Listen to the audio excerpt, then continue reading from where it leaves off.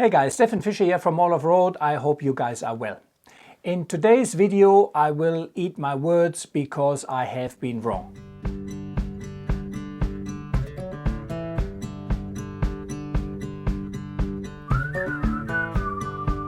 Last year, after testing many different roof light bars on many different cars, I said that I think they are obsolete and that I would no longer use roof light bars.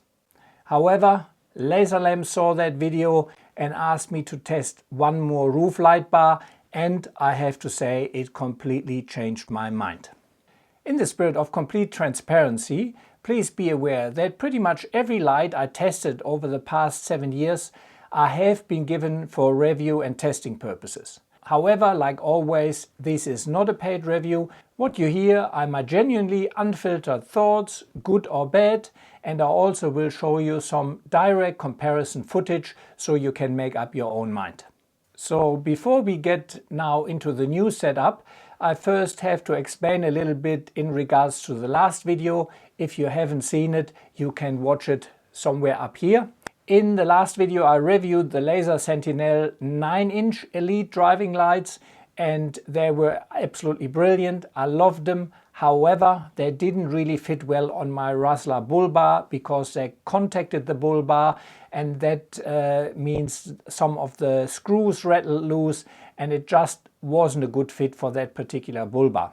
Lazer in the meantime released a 7-inch version of the Lazer Sentinel Elite, and they provided me that 7-inch version. This 7-inch version now fits perfectly on my bull bar, and I'll show you the specs and some footage a bit later on.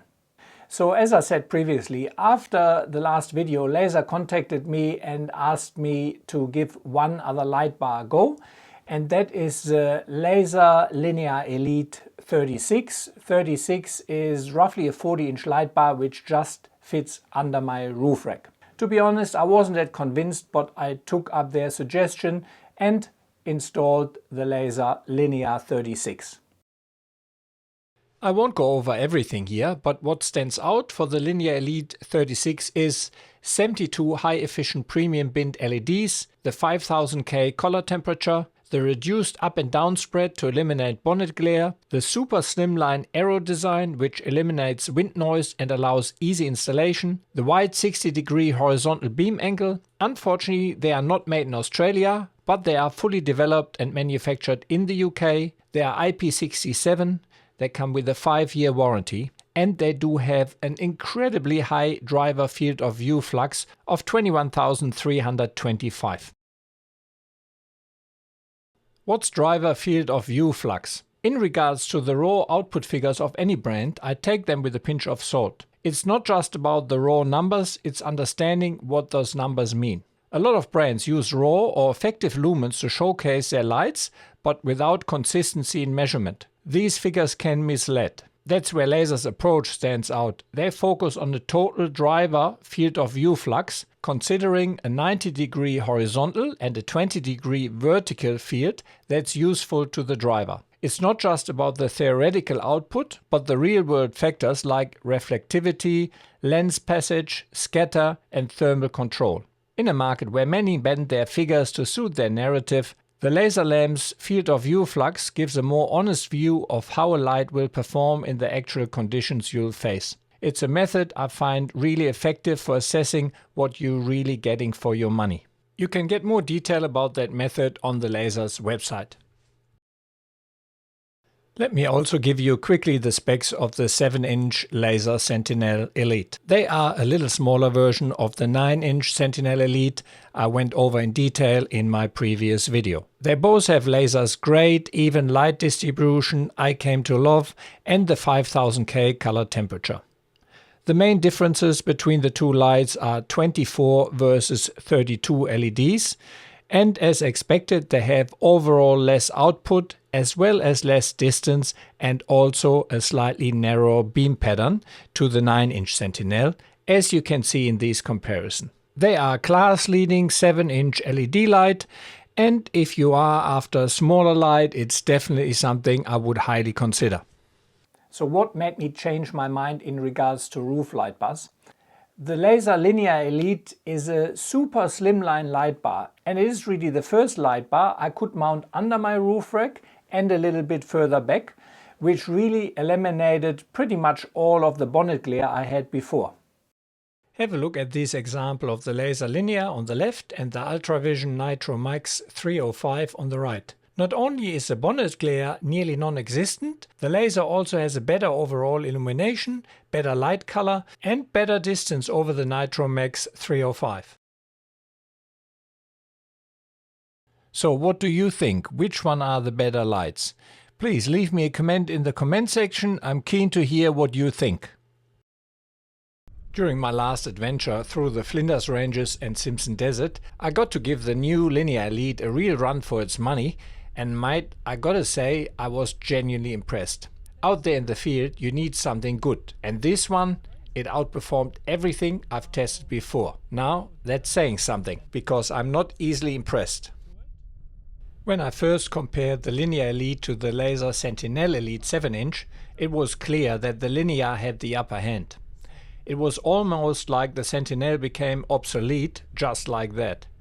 But after putting both through their paces, I discovered that the Sentinel Elite has its place, offering a bit more depth, if that makes sense. It's a subtle difference, but noticeable. If I had to choose between the 7-inch Sentinel and the Linear Elite though, the Linear would win, no questions about it. So let me show you a bit more real-life driving footage and what I thought at the time. And just another night drive. I can't tell you how happy I am now with that lights. There is really no change needed for me. Yeah, I really like it. Such a difference. And again, it illuminates everything. It feels like, yeah, kind of, as close as possible to daylight. Very even.